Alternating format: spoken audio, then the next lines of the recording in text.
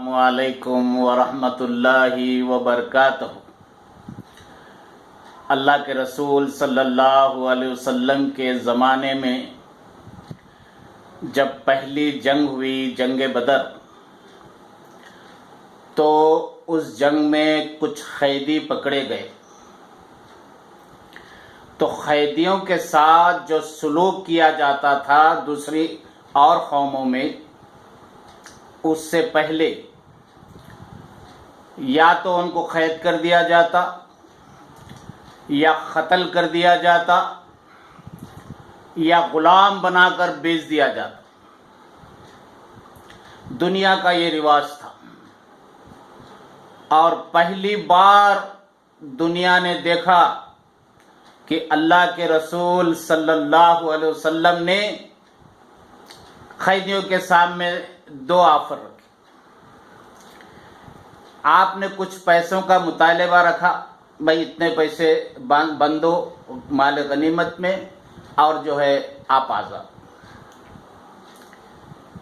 جن کے پاس پیسے تھے وہ بنے آزاد ہو گئے، اور جن کے پاس پیسے نہیں ہیں، آپ صلی اللہ علیہ وسلم نے پوچھا، کیا آپ کچھ علم جانتے ہو، لکھنا پڑھنا جانتے ہو؟ کچھ نے کہا ہاں میں لکھنا پڑھنا جانتا ہوں۔ تو ہمارے 10 آدمی کو لکھنا پڑھنا سکھا دینا، آپ کی قید ختم، آپ معاف، آپ رہا ہو جائے۔ آپ اور کچھ لوگوں سے مخاطب کیا، ایک نے کہا میں کچھ ہنر جانتا ہوں، تلوار بنانے کا، تیر بنانے کا۔ تو آپ صلی اللہ علیہ وسلم نے فرمایا ہمارے 10 آدمی کو یہ ہنر سکھا دینا، اور آپ کی سزا معاف، آپ آزاد۔ کسی بھی کتاب میں یہ واقعہ یہاں تک ہی لکھا ہوا ہے، بڑے بڑے علماء سے میں نے ان کا بیان سنا، یہ واقعہ یہاں تک ہی لکھا ہوا ہے۔ میں نے بہت کوشش کی، اس کے آگے اور کچھ ملے گا، اس کے آگے اور کچھ ملے گا، نہیں ملا۔ اب تصور میں میں اپنے آپ کو اس مقام پہ لے جاتا ہوں۔ اللہ مجھے کامیابی عطا فرمائے۔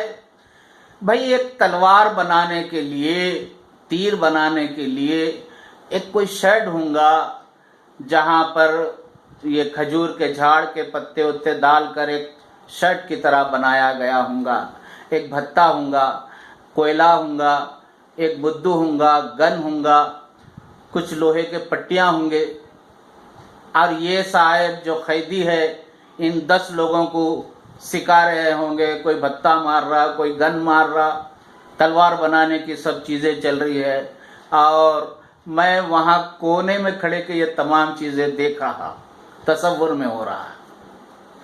اور اتنے میں اللہ کے رسول صلی اللہ علیہ وسلم آتے ہوں گے۔ پہلے اپنے لوگوں سے نہیں بات کرتے، وہ قیدی سے بات کرتے ہوں گے، کیا ہوا، کیسے ہیں آپ؟ نہیں صاحب میں بہت اچھا ہوں۔ اچھا یہ لوگ کام سیکھ رہے نہیں سیکھ رہے؟ الحمدللہ کام سیکھ رہے ہیں۔ ستا رہے تو نہیں آپ کو؟ نہیں صاحب نہیں ستا۔ اچھا کھانا پینا آپ کو برابر مل رہا؟ جی ہو صاحب کھانا برابر۔ رہنے کا کیسا ہے؟ جی جی رہنے کا بھی اچھا۔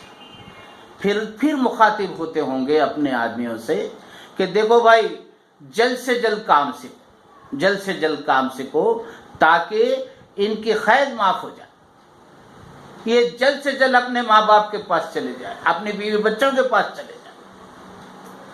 یہ تمام منظر ہوتے ہوئے وہ کونے میں کھڑے کے ہاتھ بن کر ادب اور احترام سے میں دیکھ رہا ہوں، اور اگر اتنے میں نبی کریم صلی اللہ علیہ وسلم کی ایک نظر میرے پہ پڑ جائے، ایک نظر پڑ جائے، اور اگر اتنے میں آپ صلی اللہ علیہ وسلم نے کہا کہ سعید آپ بھی آؤ، تو میں تو قربان ہو جاؤں، میں تو صدقے جاواں، میں میرا گھر کا ہر افراد صدقے جاواں، میں میرے خاندان کا ہر افراد صدقے جاؤں، تمام مسلمان صدقے جاؤں۔ آپ صلی اللہ علیہ وسلم یہ دیکھتے ہیں کہ آج سے 1400 سال بعد والا یہ میرا امتی یا کھڑے کے دیکھ رہا، جزاک اللہ جزاک اللہ۔ پھر اس کے بعد جتنا جلدی ہوا اتنا جلدی یہ سکھانے کی کوشش کرتے ہیں، سیکھنے کے لیے ان کو سمجھاتے ہیں تاکہ جلد سے جلد سیکھ لے، ان کی خیر جلد سے جلد ختم ہو جائے۔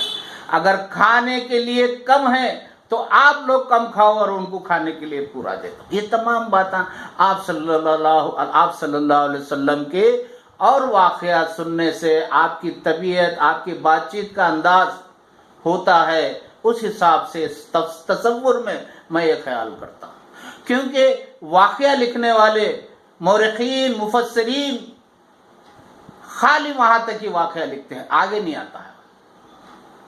تو بہرحال جو ہے ایک ہم اپنے حیدرآباد کے خوال ہے آپ عزیز احمد خان وارسی، اب تو وہ نہیں رہے، ان کے بیٹے پڑھ رہے قوالی، وارسی برادرز، اللہ اللہ اللہ، اگر آپ نیٹ پہ جا کے ماریں گے یوٹیوب پر مل جاتی۔ تو وہ قوالی میں ایک شعر ہم بچپن سے سن رہے ہیں، وہ شعر لکھنے والے اور یہ قوالی میں سنانے والے، انہوں نے اپنا دل نکال کر رکھ دیا، اتنے اچھے انداز میں انہوں نے سنایا۔ میں کچھ کوشش کروں گا اس کے اشعار آپ کے سامنے رکھنے کی۔ وہ ایک چرواہے کا اور ایک موسیٰ علیہ السلام کا کچھ ایک ایسا واقعہ ہوتا ہے، اس کو انہوں نے بیان کیا۔ کہنے لگے ایک چرواہا کسی جنگل میں تھا، یا میں کامل کوئی بادل میں تھا،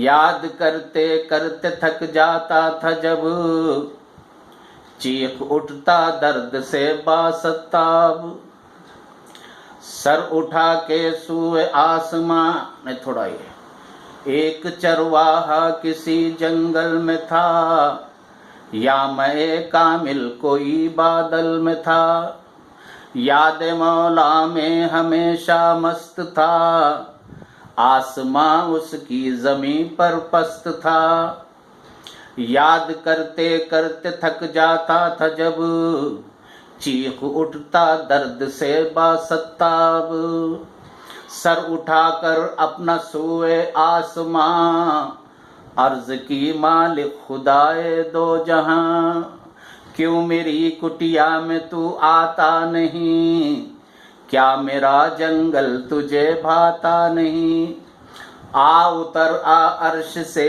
گھر میں میرے، پاؤں دھو دھو کر پیوں گا میں تیرے، رات دن جھولا جھلاؤں گا تیرا، صبح اٹھ کر منہ دھلاؤں گا تیرا، بھیک در در مانگ کر میں لاؤں گا، میں تجھے پہلے کھلا کر کھاؤں گا، کر رہا تھا وہ یوں ہی شور و غماں، حضرت موسیٰ بھی آ نکلے وہاں، ڈانٹ کر بولے ارے بکتا ہے کیا، نور مطلق کو مقید کر دیا، کس قدر کم بخت تو نادان ہے، کیا خدا تیری طرح انسان ہے، تو ضرور اس کفر کا پھل پائے گا، غیرت حق سے ابھی جل جائے گا، کر چکے موسیٰ جب اس کو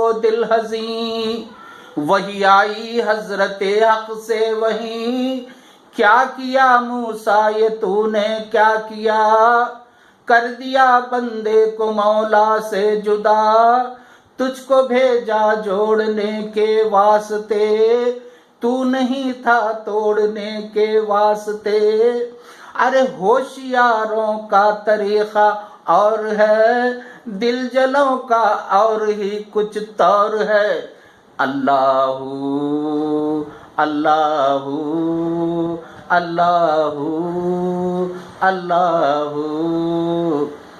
تو الحمدللہ یہ قوالی کے شعر انہوں نے اس انداز سے سنایا جیسا کہ اپنا دل نکال کر رکھ دیا ہے. آپ بھی سنیے، یہ وارسی برادرز بول کے مارنا اور اللہ اللہ بول کر ماری، یہ قوالی آئیں گی، اس میں سے ایک شعر ہے. جزاک اللہ. تو میں آج کچھ تصور میں آپ کو لے گیا ہوں نبی کریم صلی اللہ علیہ وسلم کے واقعات میں. قیدیوں کے ساتھ آپ کا سلوک دنیا نے پہلی بار دیکھا کہ اتنا اچھا سلوک، اتنا اچھا سلوک. اور وہ قیدی جب تک اس کی قید ہوتی یہ لوگ کام سیکھتے رہتے. وہ ایمان لا لیتا آپ صلی اللہ علیہ وسلم کی اداؤں کو دیکھ کر، آپ کی بات کرنے کے انداز کو دیکھ کر. وہ کہتا آزاد جب کر دیا جاتا تو کہتا کہ مجھے آزادی نہیں چاہیے، مجھے آپ کی غلامی چاہیے، میں اسلام قبول کرتا ہوں. تو اللہ کے رسول صلی اللہ علیہ وسلم اس کو اسلام قبول کراتے اور کہتے کہ جاؤ اپنے ماں باپ سے مل کر آؤ، اگر ہے تو اپنی بیوی بچوں کو لا لو، یہیں رہو میرے ساتھ. جزاک اللہ. میں اپنی اس بات کو آپ یہاں پر ختم کرتا ہوں.